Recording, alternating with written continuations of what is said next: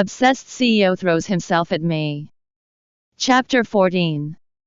Ariel watched Cindy bring Shandier upstairs with unsympathetic eyes. In fact, there was a solemn look in them. It seems like the slap from Cindy is worth it. However, this will be the last time Cindy will be allowed to hit me. Once Shandier was gone, Henrik walked toward Ariel and said, "Sanye. I remember you used to be called Sanye, right?" Ariel nodded. Her nickname had sounded like Shandier's name, so she did not like it much anymore.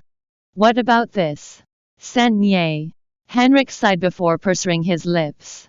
Then, he said, "I've spoiled Shandier. It's partially my fault that she has done such a horrible thing. We should call the cops. But she's still your younger sister. And we're a family. Moreover, you are fine. And she has reaped what she sowed. Let's forget about this. Alright.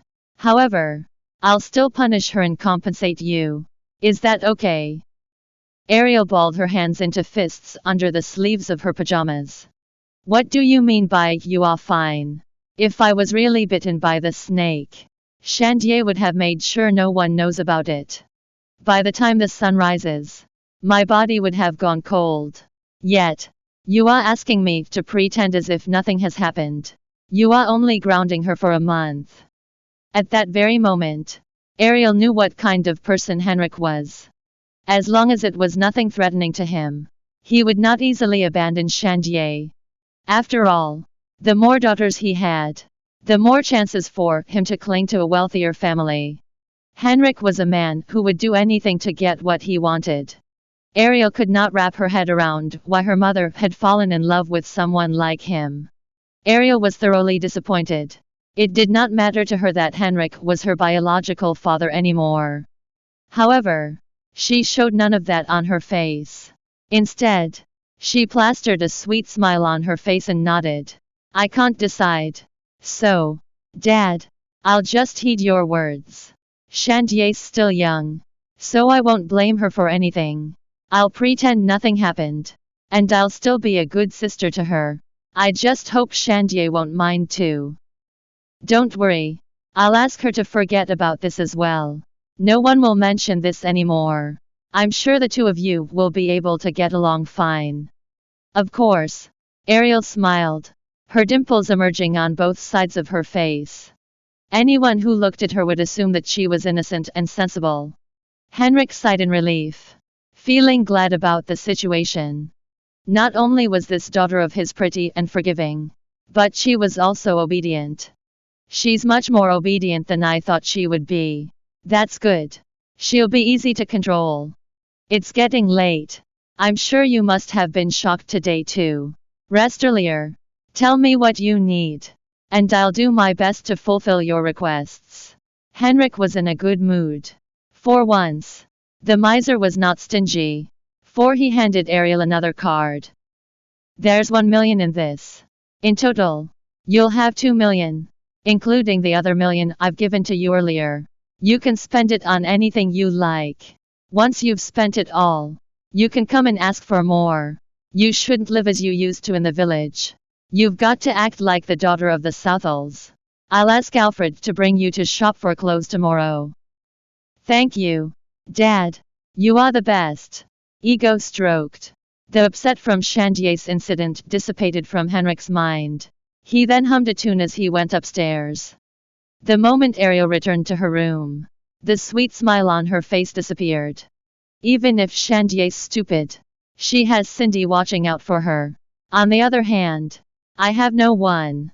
I only have myself. Balling her fists, Ariel slumped onto the bed, staring at the ceiling with lifeless eyes. Maybe there's nothing bad with being alone.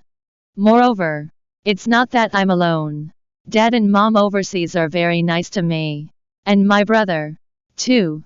He's dependent on me. He must miss me a lot while I'm gone. To make sure they were not involved in the mess, Ariel had to temporarily cut ties with them. Yet, when she thought about her brother, the corners of her lips curled upward. Right then, her phone rang. When she picked up the call, She realized it was from a friend from Moranta. Sanye. How are you? The other person on the line had an accent. I'm quite fine. Vance. To be honest, I'm back at my old family home in the country. Although I've encountered some minor matters. It's been resolved now. Why are you calling? By the way, Ariel was speaking in fluent Austronesian, as if she was born and raised overseas. Sounding a little embarrassed, the other person continued. You know I've been working on an island project, but the ending part of the project costs a lot, and I'm having issues with the funds. I was wondering if you could lend me some money, or perhaps invest into my project. Ariel answered. I'm quite interested in your island project. What about this? How much do you need? I'd be happy to join you. That's great. We'd be even better with you joining us. I'll be needing $1 billion. Are you alright with that? No problem, came Ariel's swift response. Upon ending the call, Ariel contacted her overseas personal financial advisor. She then used her computer to transfer $1 billion into Vance's account before asking her lawyer to sign the contract for the investment. When she was done, she then glanced at the 2 cards Henrik had given to her and barked out a laugh. The next thing she did was delete the history of the transactions on the computer. On the other end, after Cindy brought Shandier back to her room, she finally cursed at her out loud. You idiot!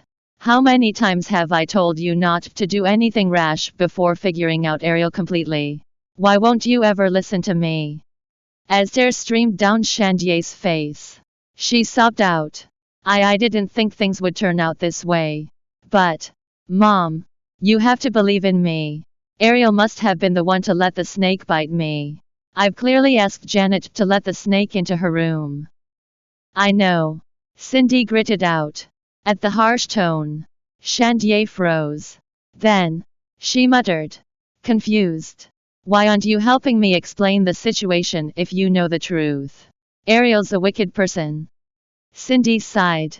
I've taught you so many things. But until now, you haven't been able to read the room.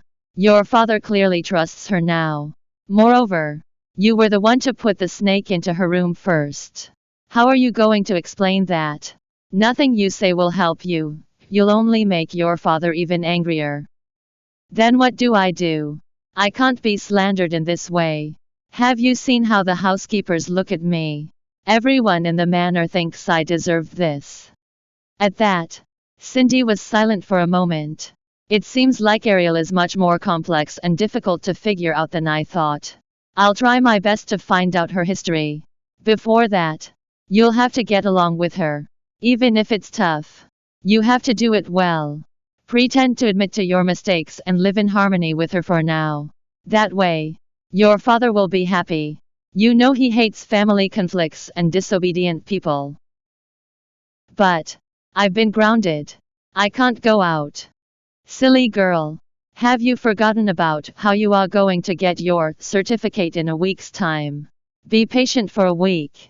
Once you become a star at the ceremony, everyone will forget about this matter. Alright. I'll work hard with practicing this week. I'll definitely stun everyone at the ceremony. I'm glad you can think this way. In a blink of an eye, 5 days went by. Thanks for listening to the Bravonovel audiobook. Welcome to download the Bravonovel app. Read the novel Obsessed CEO Throws Himself at Me online and get the latest updates.